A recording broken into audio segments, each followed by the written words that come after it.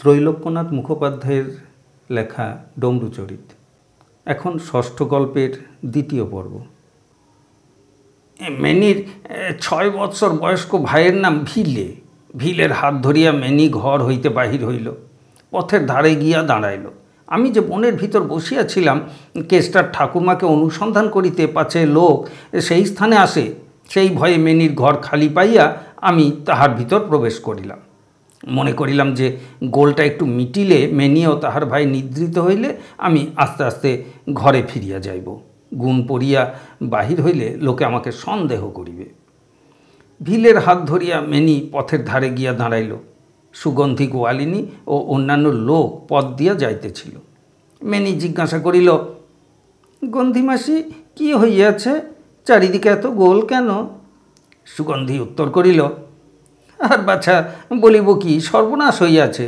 কোথা হইতে একটা নেংটা গোড়া ভূত আসিয়াছে, বলাই চিন্তিকে সে খাইতে গিয়াছিল। তাহাকে খাইতে না পাইয়া কেষ্টার ঠাকুরমাকে লইয়া গিয়াছে। কিন্তু আমি বলি যে সে কেষ্টার ঠাকুরমাকে খাইবে না, সেটা গোড়া ভূত। কেষ্টার ঠাকুরমাকে মেম করিবে, সেই জন্য তাহাকে লইয়া গিয়াছে। ভূতের নাম শুনিয়া মেনি তাড়াতাড়ি ভাইকে লইয়া ঘরে আসিল ও ঘরের দ্বার বন্ধ করিয়া দুইজনে শয়ন করিল। আমি ঘরের এক কোণে বসিয়া রহিলাম। ভিলে বলিল, দিদি, রায়দের বাড়ি হইতে আর ভাত আনো না কেন? কাল কেবল একটা তাল খাইয়া আমরা ছিলাম, আমাকে সমস্ত দিয়াছিলে, তুমি কেবল একটুখানি খাইয়াছিলে। আজ আমরা কিছুই খাই নাই। রায়দের বাড়ি হইতে কবে ভাত আনিবে? মেনি কেনারাম রায়ের শিশুপুত্রকে লইত, তাহারা 2 বেলা 2টি ভাত দিতেন। বাড়িতে আনিয়া সেই ভাত ভাই ভগিনীতে ভাগ করিয়া খাইত। আজ 2 দিন হইল রায়ের শিশুপুত্র এক শোঁপোকা ধরিয়াছিল, মেনি তাহা দেখে নাই, সেজন্য মেনিকে তাহারা ছাড়াইয়া দিয়াছেন। মেনি উত্তর করিল, রায়েদের খোকা শোঁপোকা ধরিয়াছিল, সেজন্য তাহারা আর আমাকে ভাত দিবেন না। ভিলে বলিল, তবে দিদি, আমাদের কি হবে? ভাত কোথা থেকে আসিবে? ক্ষুধায় আমার পেট জ্বলিয়া যাইতেছে। মেনি উত্তর করিল, দেখো ভিলু, পাড়ার লোকের নিকট হইতে কাল তোমাকে 2টি ভাত আনিয়া দিতে পারি, কিন্তু চাউলের দাম বাড়িয়াছে, রোজ রোজ লোকে দিবে কেন? আমাদের দশা কি হইবে তাহাই এখন ভাবিতেছি। ভিলে বলিল, তবে দিদি কি হবে? ভাত না খাইয়া আর আমি থাকিতে পারি না। আজ সমস্ত দিন কিছু খাই নাই, আমার বড় ক্ষুধা পাইয়াছে, ক্ষুধায় আমার পেট জ্বলিয়া যাইতেছে। মেনি বলিল, আর বৎসর ভরেদের বাড়ি তুমি দুর্গা ঠাকুর দেখিয়াছিলে, সেই 10 হাত আর কত রাংতা। ভরেরা তোমাকে মুরকি ও নারিকেল নাড়ু দিয়াছিল। পূজা হইয়া গেলে বসেদের গঙ্গায় তাহারা ঠাকুর বিসর্জন করিয়াছিল। মা দুর্গা বসেদের গঙ্গার ভিতর আছেন। কাল যদি তোমাকে 2টি ভাত দিতে না পারি, তাহা হইলে আমরা 2 জনে বসেদের গঙ্গায় যাইব। তোমাকে কোলে লইয়া আমি জলে ঝাঁপ দিব। জলের ভিতর মা দুর্গা আছেন, তাহার কাছে আমরা যাইব। তিনি আমাদিগকে অনেক ভাত দিবেন, আমাদের সকল দুঃখ ঘুচাইবেন। ঘরের কোণে বসিয়া ভাই ভগিনীর কথোপকথন আমি শুনিতেছিলাম। অল্পক্ষণ পরে 2 জনে ঘুমাইয়া পড়িল। ধীরে ধীরে ঘর হইতে বাহির হইয়া আমি গৃহে প্রত্যাগমন করিলাম। রাত্রি তখন কেবল 9টা হইয়াছিল, আমার বাড়ির দ্বার বন্ধ হয় নাই। চুপি চুপি ঘরের ভিতর গিয়া গুণ ফেলিয়া কাপড় পরিলাম। তাহার পর এলোকেশীর মুখে শুনিলাম যে কেষ্টার ঠাকুরমাকে লোকে তখনও খুঁজিয়া পায় নাই। মেনি গোয়ালাছুরির ঘর ঠিক আমার বাগানের পাশে। ওই স্থানটাতে আমার বাগানে একটু খোঁচ হইয়া আছে। মেনিও তাহার ভাই মরিয়া গেলে ওই ভূমিটুকু আমি লইব, তাহা হইলে আমার বাগানের খোঁচটি ঘুচিয়া যাইবে। তাহারা সত্য সত্যই বসেদের গঙ্গায় ঝাঁপ দিয়া মরিবে কিনা তাহা জানিবার নিমিত্ত পরদিন প্রাতঃকালে বেলা 10টার সময় আমি ঘর হইতে বাহির হইলাম। পথে দেখিলাম যে কেষ্টাদের বাড়িতে হু হু করিয়া একখানি পালকি আসিয়া লাগিল। পালকির ভিতর হইতে কেষ্টার ঠাকুরমা বুড়ি বাহির হইল, তাহার পর লাঠি ধরিয়া ঠুকঠুক করিয়া গৃহে প্রবেশ করিল। বুড়ি কোথায় গিয়াছিল ও কোথা হইতে আসিল তাহা জানিবার নিমিত্ত আমি সে স্থানে যাইলাম। শুনিলাম যে গোবর্ধনপুর হইতে একজনদের বউ লইয়া একখানা পালকি নিশ্চিন্তপুর গিয়াছিল। বউ রাখিয়া খালি পালকি সন্ধ্যার পর ফিরিয়া যাইতেছিল। নেকর দোকানে পালকি রাখিয়া বেহারাগণ তামাক খাইতেছিল। সেই সময় কেষ্টার ঠাকুরমা তেল লইতে দোকানে আসিয়াছিল। বোড়ার ভিতরে থাকিয়া যে নেংটা ভূতটা বলাই চিন্তিকে খাইতে গিয়াছিল, সেই ভূতটা আসিয়া কেষ্টার ঠাকুরমাকে ধাক্কা মারিয়া ফেলিয়া দিল। কিন্তু কিন্তু দোকানে অনেক লোক দেখিয়া কেষ্টার ঠাকুরমাকে লইয়া যাইতে পারিল না। তৎক্ষণাৎ সে বাতাসে মিশিয়া গেল। কেষ্টার ঠাকুরমা উঠিয়া ঘোরতর ভয়বিহ্বল হইয়া সম্মুখে একখানা পালকি ও তাহার দ্বার খোলা দেখিয়া তাহার ভিতর প্রবেশ করিল। তাহার পর দ্বার বন্ধ করিয়া পালকির ভিতর সে অজ্ঞান হইয়া পড়িল। বেহারাগণ তাহা জানিতে পারে নাই। বলাই চিন্তির নিকট ভূতের গল্প শুনিয়া তাড়াতাড়ি পালকি তুলিয়া তাহারা চলিয়া গেল। রাত্রি 2 প্রহরের সময় তাহারা গোবর্ধনপুর পৌঁছিল। সেই স্থানে গিয়া পালকির ভিতর বুড়িকে দেখিতে পাইল, কিন্তু কিন্তু ভূতের ভয়ে সে রাত্রিতে বুড়িকে ফিরিয়ে আনিতে পারিল না। কারণ কারণ এ সামান্য ভূত নহে, এ নেংটা গোড়া ভূত। আজ প্রাতকালে বুড়িকে বাড়ি ফিরিয়ে আনিল। আমি ভাবিলাম যে সামান্য একটা সাহেবের টুপি পরিয়াছিলাম, তাহাতে কি কাণ্ড না হইল। এসব নষ্টচন্দ্রের খেলা। গোয়ালাছড়ি মেনির বাড়ি গিয়া দেখিলাম যে যাহারা শিশি বোতল ক্রয় করে সেইরূপ একটা লোক সে স্থানে বসিয়া আছে। ঘরের ভিতর হইতে একটা বোতল ও একটা শিশি আনিয়া মেনি তাহাকে দেখাইতেছে। শিশির ভিতর ছোট একখণ্ড কাচের ন্যায় কি ছিল। ভিলে তাহা বাহির করিয়া খেলা করিতে লাগিল। আমি দেখিলাম যে এই ক্ষুদ্র কাচটাতে পল কাটা আছে, আর সেই পল হইতে নানা বর্ণের আভা বাহির হইতেছে।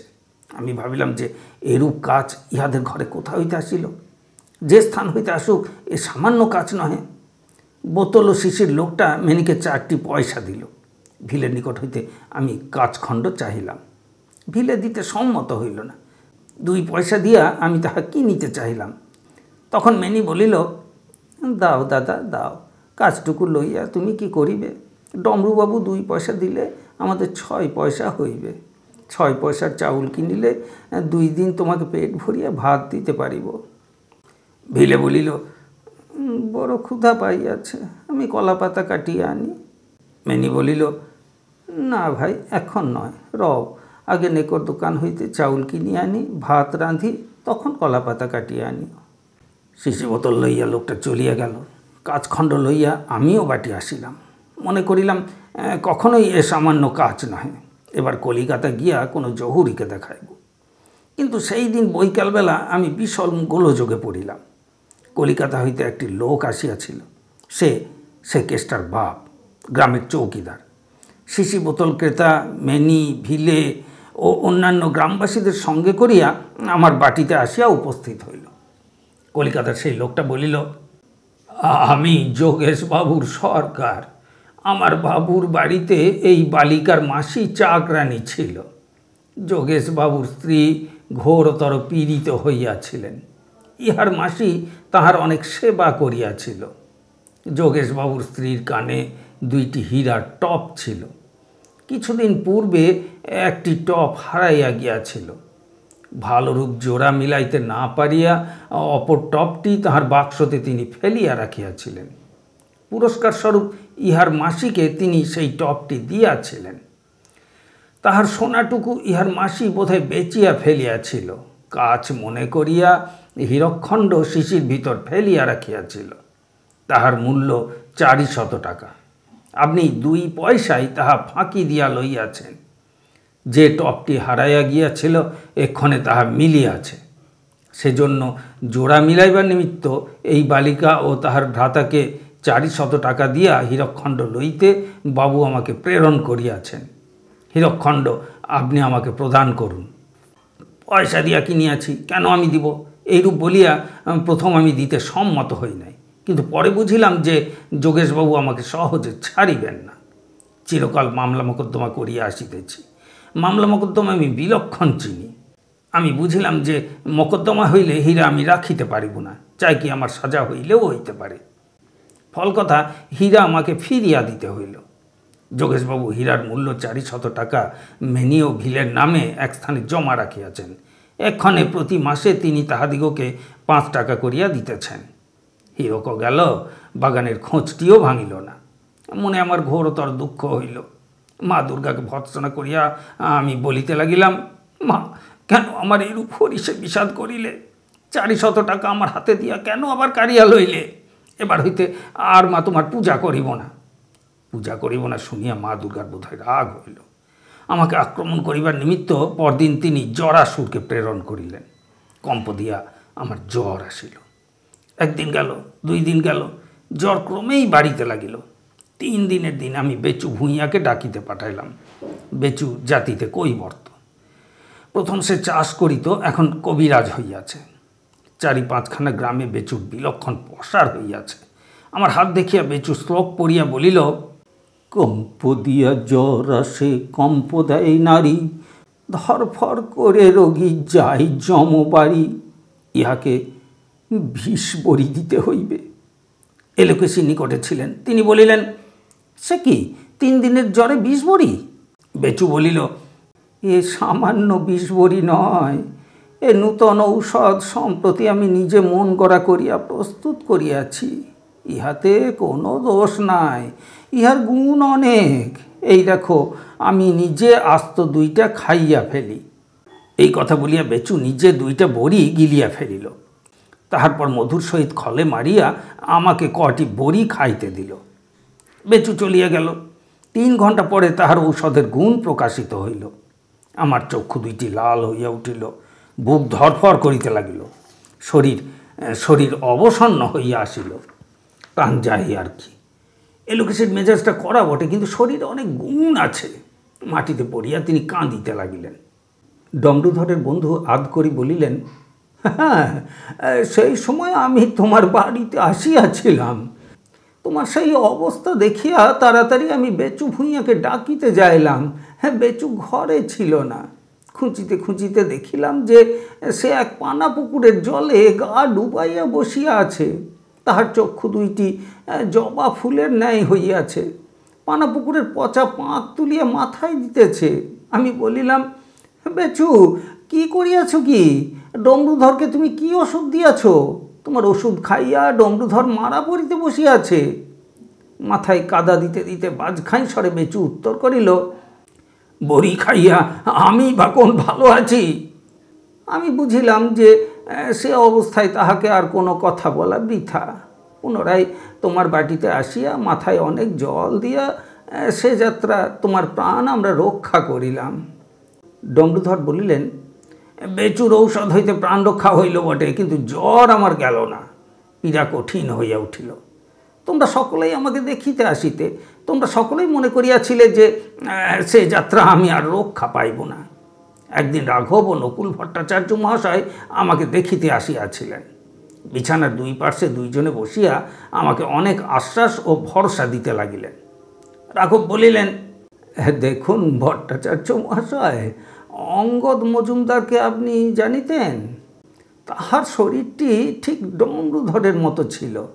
এই রূপ কাটি কাটি হাত, এই রূপ কাটি কাটি পা, শরীরে চর্বি একটুও ছিল না।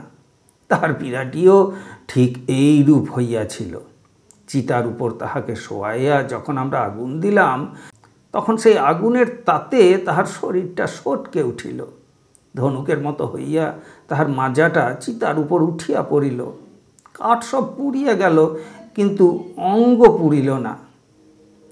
তাহাকে আমরা জলে ফেলিয়া দিলাম। কিন্তু আমরা স্নান করিয়া উঠিতে না উঠিতে 5-6টা কুকুর ও শ্রীগাল আসিয়া জলে ঝাঁপাঝাঁপি করিয়া তাহাকে খাইয়া ফেলিল।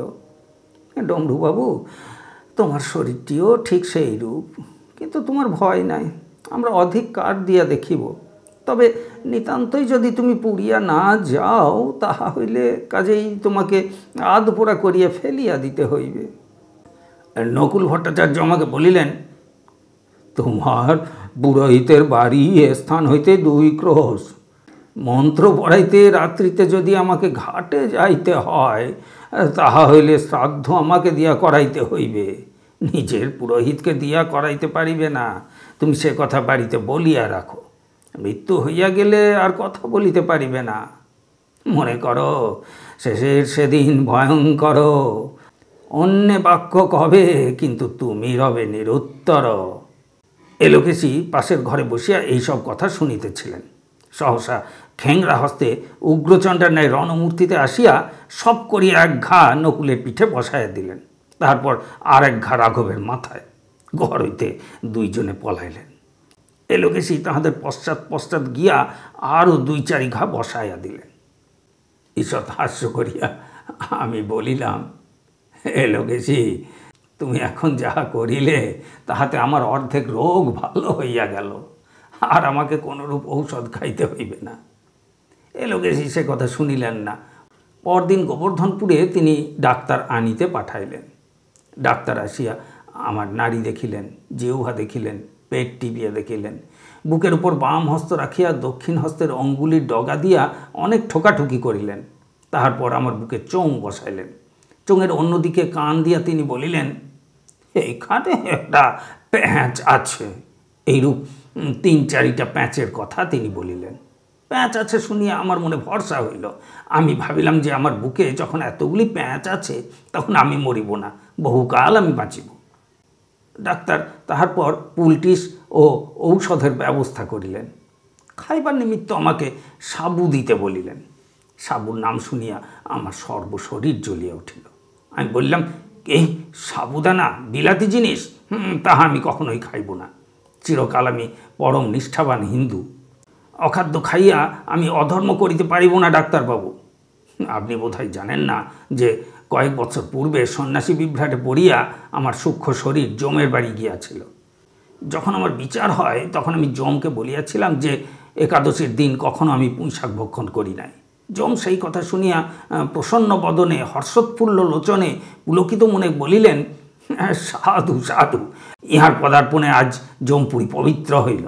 শীঘ্র তোমরা যমনীকে শঙ্খ বাজাইতে বলো, যমকন্যাগণকে পুষ্পবৃষ্টি করিতে বলো, বিশ্বকর্মাকে ডাকিয়া আনো।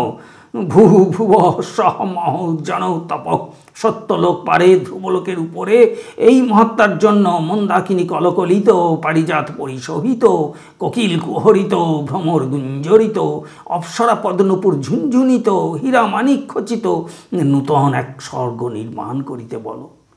শুনিলেন ডাক্তারবাবু, খাদ্যাখাদ্যের বিচার করিলে কত ফল হয়। আমি আশ্চর্য হই যে টিকিনারারা এখানে ওখানে যায় কেন, ধর্মকথা শিখিতে আমার কাছে আসে না কেন। আমি পুনরায় বলিলাম, ডাক্তারবাবু, বুকে আমি তোমার ও জগদ্দল পাথর মশনের পুলটিস চাপাইব না, তোমার ঔষধও আমি খাইব না। কেবল আমি মা দুর্গাকে ডাকিব আর আমাদের কাটি গঙ্গার জল খাইব। আমাদের কাটি গঙ্গার জল মকরধ্বজের বাবা। আমি কাহারও কথা শুনিলাম না। সেই দিন হইতে আমি কেবল কাটি গঙ্গার জল খাইতে লাগিলাম। সেই রাত্রিতে মা দুর্গা শিহরে বসিয়া আমার মাথায় হাত বুলাইতে বুলাইতে বলিলেন, ডমরুধর বাছা, তুমি আমার বর পুত্র। কেন তুমি বলিয়াছিলে যে আমার আর পূজা করিবে না, সেই জন্য তোমাকে এই রোগ দিয়াছি। কিন্তু ভয় নাই, তোমাকে আমি রোগ হইতে মুক্ত করিলাম। তারপর আরও একটু নূতন বুদ্ধি তোমাকে দিলাম। এই বুদ্ধিটুকু তুমি খেলাইবে, তাহা হইলে হীরকখণ্ড হাতছাড়া হইয়া তোমার যে ক্ষতি হইয়াছে তাহার 10 গুণ তোমার লাভ হইবে। কিন্তু বাছা, তোমার পূজায় আমি যে তৃপ্তি লাভ করি, বঙ্গদেশে কাহারও পূজায় সেরূপ তৃপ্তি লাভ করি না। সেই দিন হইতে আমার রোগ দূর হইয়া গেল, জ্বর গেল, দিন দিন শরীরে বল পাইতে লাগিলাম। রোগের পর আমার যেন নূতন শরীর হইল। এখন মা যে নূতন বুদ্ধিটুকু আমাকে দিয়াছেন তাহা খেলাইয়া এই হীরকের 10 গুণ টাকা আদায় করিতে আমি চেষ্টা করিতে লাগিলাম। একদিন বসিয়া বুদ্ধি খেলাইতেছি, এমন সময় আমার মনে কোনো বিষয় উদয় হইল। আমি একটু হাসিয়া ফেলিলাম। এলোকেশি জিজ্ঞাসা করিলেন, হাসিতেছ কেন? আমি বলিলাম, চুপ করো, বুদ্ধি পাকিয়ে আসিতেছে। খুলনা জেলায় বাগেরহাটের নিকট নিলামে আমি এক মহল কিনিয়াছিলাম। তাহা লইয়া আজ কয়েক বৎসর ধরিয়া ত্রিশঙ্কুবাবুর সহিত মকদ্দমা চলিতেছিল। অন্য বিষয়ে আমি টাকা খরচ করি না বটে, কিন্তু মকদ্দমার জন্য টাকা খরচ করিতে কখনো কাতর হই না। একটা দলিল জাল করাইতে আমি 500 টাকা ব্যয় করি। একজন মিথ্যা সাক্ষীকে আমি 5 হইতে 10 টাকা দিয়া বশ করি। মিথ্যা মকদ্দমা আমি যেমন সাজাইতে পারি, মিথ্যা সাক্ষীদিগকে আমি যেমন শিখাইতে পারি, এমন আর কেহ পারে না। আদালতে হলফ করিয়া আমি নিজে যখন মিথ্যা সাক্ষ্য প্রদান করি, তখন কোনো উকিল জেরা করিয়া আমাকে ঠকাইতে পারে না। ত্রিশঙ্কুবাবু আমার সহিত পারিবেন কেন? 2টা আদালতে তিনি হারিয়া গিয়াছিলেন। মহলের এক স্থানে বনের ভিতর প্রাচীন ইটে গাঁথা একটি প্রাচীর ও শানের চাতাল ছিল। সেই চাতালের কথা আমার মনে পড়িল। আমি কলিকাতায় যাইলাম। কোনো লোককে টাকা দিয়া একখানি তামার পাতে সেকালের বাঙালা ভাষায় অনেকগুলি কথা খোদিত করাইলাম। তাহা লইয়া ঘিট্টু ধাঙরের সহিত আমি বাগেরহাটে মহলে গমন করিলাম। ঘিট্টুকে সেই চাতালের উপর সপরিবারে বাস করিতে বলিলাম। গাছের ডালপালা দিয়া তাহার উপর সে এক ঝুপড়ি প্রস্তুত করিল। ত্রিশঙ্কুবাবু বন্দুক লইয়া একটি কুকুরের সহিত প্রায় প্রতিদিন প্রাতঃকালে সেই পথ দিয়া গমন করেন। আমি টোপ ফেলিলাম। ত্রিশঙ্কুবাবু এখন কি করেন তাহা দেখিবার নিমিত্ত আমি খুলনায় আসিয়া বাসা ভাড়া করিয়া বসিয়া রহিলাম। একদিন প্রাতঃকালে ত্রিশঙ্কুবাবু মহলের নিকটে সেই পথ দিয়া যাইতেছিলেন। তিনি দেখিলেন যে ঘিট্টু ধাঙরের বৃদ্ধ মাতা ছোট একখানি তামার পাত মাজিয়া পরিষ্কার করিতেছে। ত্রিশঙ্কুবাবু তাহাকে জিজ্ঞাসা করিলেন, তোর হাতে ওটা কি? বৃদ্ধা উত্তর করিল, জানি না বাবু, কি উনুন করিবার নিমিত্ত চাতালের শান খুঁড়িতে খুঁড়িতে আমি এটা পাইয়াছি। ত্রিশঙ্কুবাবু হাতে করিয়া দেখিলেন। পুরাতন বাংলা ভাষায় তাহাতে যে কথাগুলি লেখা ছিল তাহার একটু দেখিয়াই তিনি চমকিত হইলেন। 1 টাকা দিয়া তামার পাত্রী বৃদ্ধার নিকট হইতে তিনি কিনিয়া লইলেন। তাহার পর খুলনার বাসায় তিনি আমার নিকট আসিয়া বলিলেন, ডমরুধরবাবু, সামান্য ওই মহলটা লইয়া মিছামিছি আর মোকদ্দমা কেন? আপনারও টাকা খরচ হইতেছে, আমারও টাকা খরচ হইতেছে। 200 টাকায় আপনি মহলটি কিনিয়াছেন, 500 টাকায় মহলটি আমাকে ছাড়িয়া দিন। আমি উত্তর করিলাম, মহলটির জন্যে আমাকে অনেক কষ্ট পাইতে হইয়াছে, আমি উহা ছাড়িব না। ত্রিশঙ্কুবাবু মূল্য বৃদ্ধি করিতে লাগিলেন। 1000, 2000, 3000, 4000 পর্যন্ত উঠিলেন। তথাপি আমি সম্মত হইলাম না। 4000 পর্যন্ত উঠিয়া তিনি বলিলেন, আর আমি পারি না, আর আমার ক্ষমতা নাই। অবশেষে 4500 টাকায় আমি তাহাকে মহলটি বিক্রয় করিলাম। ধাঙরদিগকে লইয়া আমি গৃহে প্রত্যাবর্তন করিলাম। পরে শুনিলাম যে ত্রিশঙ্কুবাবু প্রায় 20 হাত গভীর করিয়া সেই চাতাল ও নিকটবর্তী স্থান খুঁড়িয়া ফেলিয়াছিলেন। তাহার পরিশ্রম বৃথা হইয়াছিল। মাটির ভিতর হইতে একটি পয়সাও বাহির হয় নাই। লম্বোদর জিজ্ঞাসা করিলেন, কেন, কি পাইবেন তিনি আশা করিয়াছিলেন? ডমরুধর উত্তর করিলেন, পুরাতন বাংলা ভাষায় সেই তাম্রপলকে লেখা ছিল, বিসমিল্লাহ, আমি মোহাম্মদ তাহির প্রথমত ব্রাহ্মণ ছিলাম, এক্ষণে পীর খানজে আলী সাহেব হইয়া মুসলমান হইয়াছি। আমার পুত্রগণ ব্রাহ্মণ আছে, তাহাদের বংশধরগণের ভরণ পোষণের নিমিত্ত এই চাতালের 10 হাত নিম্নে আমি 1 লক্ষ রৌপ্য মুদ্রা পুঁতিয়া রাখিলাম। এই অর্থ জিন্দাগাজী সাহেবের আশ্রয়ে রাখিলাম। যখন আমার ব্রাহ্মণ বংশধরগণ নিতান্ত দরিদ্র হইবে, তখন তিনি এই অর্থ তাহাদিগকে প্রদান করিবেন। ইতি 15ই জিলহিজ্জা 862 হিজরি। ওই তাম্রপত্র আমি লেখাইয়া আনিয়াছিলাম। ত্রিশঙ্কুবাবুকে দেখাইবার নিমিত্ত আমি ধাঙর বুড়িকে দিয়াছিলাম। মায়ের কৃপায় বুদ্ধি খেলাইয়া হীরার 10 গুণ মূল্য আমি লাভ করিলাম। লম্বোদর বলিলেন, ভাদ্র মাসে ভূত ভূত বলিয়া গ্রামে একটা গোল উঠিয়াছিল বটে, কিন্তু তুমি যে তার গোসাই তাহা জানিতাম না।